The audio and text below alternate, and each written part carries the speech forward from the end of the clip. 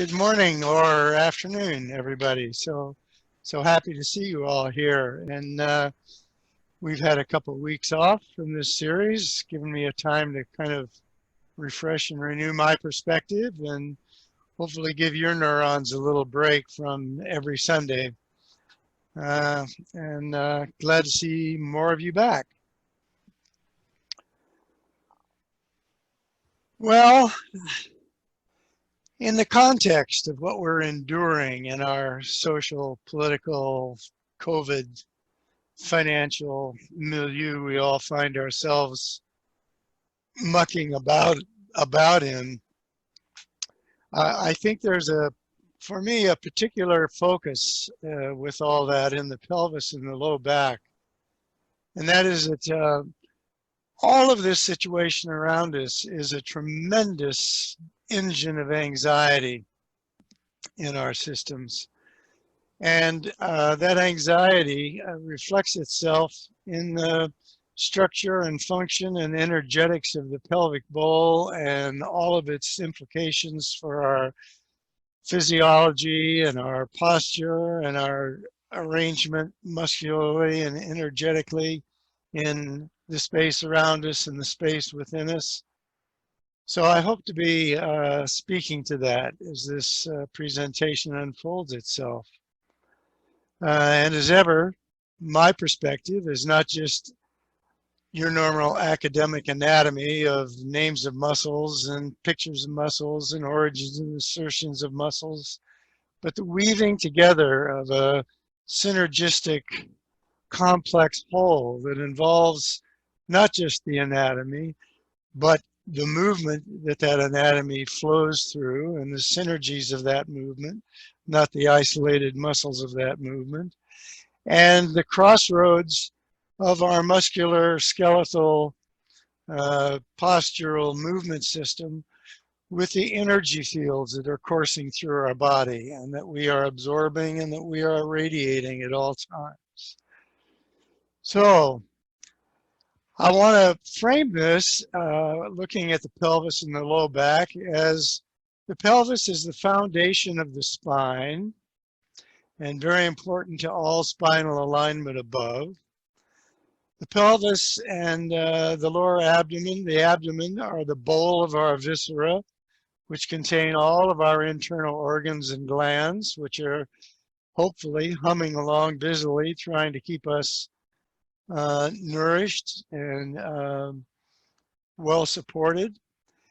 And the pelvis is also the bridge to the legs. So it's an enormously extensive system. To begin with, I want to take a look at the perspective as the pelvis is the largest and densest bone of our bodies. This has some significance. This is because it is the anchor of more muscle extent and mass than any other bone in our body. A bone is larger and denser really for only one reason: to supply more insertions and anchoring points and distribution points of more and more muscles, and in that collection of muscles, the capacity to manage more and more gravitational stress. So the anatomical extent of these muscles that ultimately anchor in the pelvis on the backside is from the top of our rib cage to the femur and tibia below our knees. Let me repeat that.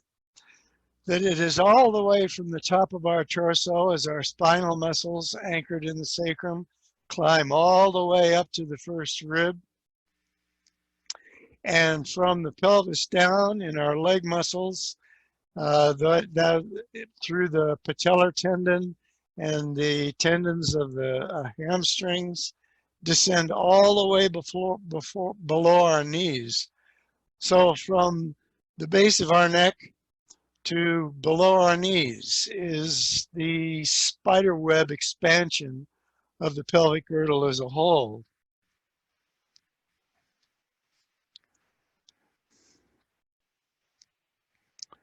And from the front, From there, anchoring on the rim of the pelvis, frontal rim of the pelvis, the abdominal muscles are functionally coextensive to the top of the rib cage in front. That is, our abdominal muscles anchor on the frontal rim of our pelvis, and they extend up to their attachments to the rib cage, and through the connective tissue matrix, that functional connection goes all the way up to our top rib in front. And the arrangement of our pelvis and our spine has everything to do with the capacity of the ribs to be fully open and fully flexible and fully expirationally and inspirationally active for all the things that we talked about in our breath webinar, to be joining with this pelvis low back structural element.